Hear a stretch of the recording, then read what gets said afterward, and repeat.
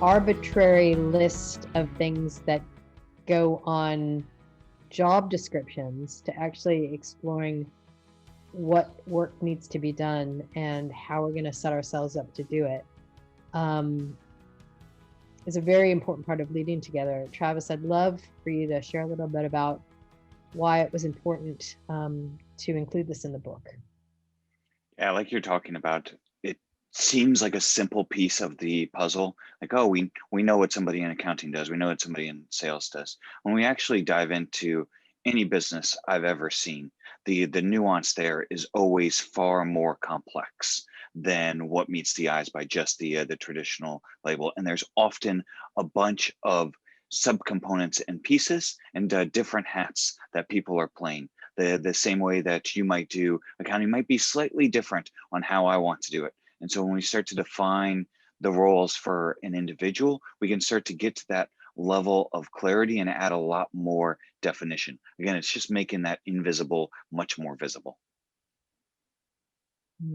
Yeah, I really love the idea of using a roles process or the practice of roles instead of job titles to give people the opportunity to work on things that they want to develop, ensuring that the work that they're doing is coherent with their energy.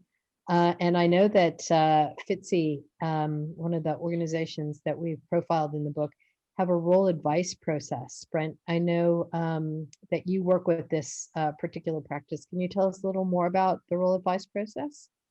Sure. So the role advice process, often called RAP for short, is a series of steps that an individual can embark on, either on their own or sometimes at the request of someone else in the organization, to go out and explore what they're currently contributing to the organization and how they might be able to contribute more or differently. So, for example, if I'm in a role and I'm starting to feel like, you know what, I don't know if this role is adding as much value to the organization as it once did, then I could launch a role advice process where I'll do some self-reflection.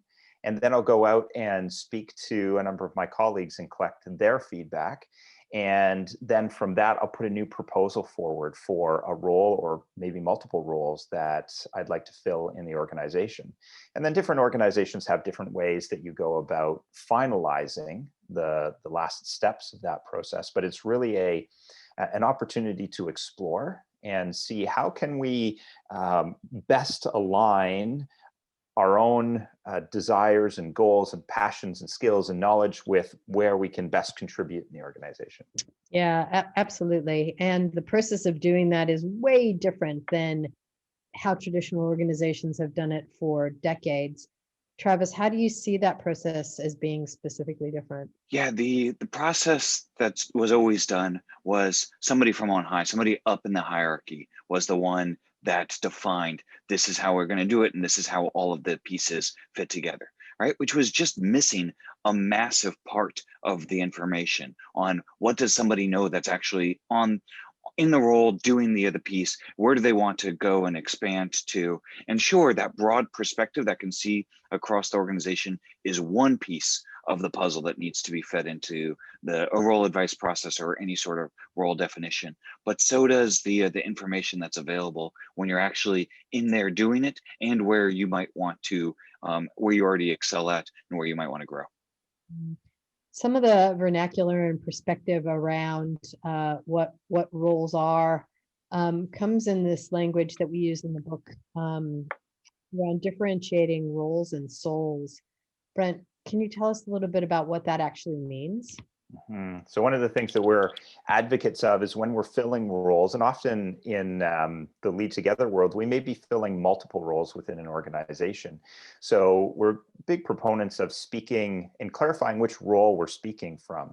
So if I just look at myself, for example, I'm a father and I'm a son and I'm a husband and I'm a coach and I'm a facilitator and I'm an author. And then there's me, the person who I have my own hopes and dreams and fears and anxieties. And so when I'm speaking in an organizational context, sometimes I'm speaking from the role where I have an accountability to speak from. And then sometimes I'm just speaking as me, the guy, And it's the ability for us over time to differentiate, not separate, but differentiate between the fact that, oh, sometimes, we speak from roles, and sometimes we're speaking from our deeper soul.